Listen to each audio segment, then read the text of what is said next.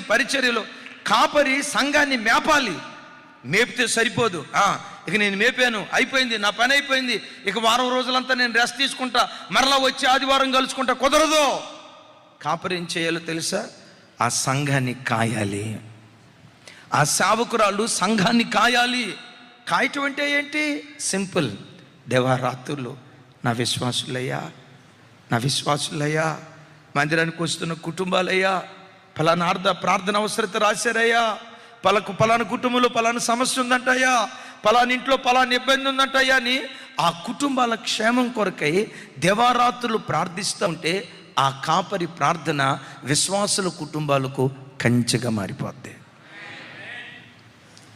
మరి కాపరి మేలుకొని దేవారాత్రులు మీ కొరకు ప్రార్థన చేస్తూ ఉంటే, మా కొరకు ప్రార్థన చేసే కాపరి మాకుండగా మేము ప్రార్థన చేస్తే ఎంత, చేయకపోతే ఎంత?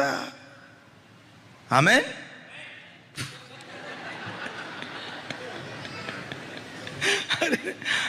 అన్యాయం చేయగల అదే కాపరేమో ఉపవాసం ఉండి కడుపు చంపుకొని మీకోసం ప్రార్థన చేస్తూ ఉంటే మీరు కడుపు నిండా దీన్ని కంటారు నిద్రపోతే ఎట్లా? బైబిల్లో ఒక మాట రాస్తుంది, ఒకడు 1000 మందిని తరివితే ఇద్దరు 10,000 మందిని తరుగుతారు. కాపరి ప్రార్థనకు తోడు మీ ప్రార్థన తోడైతే అద్భుతాలు సృష్టించడానికి దేవుడు కృప చూపిస్తాడు.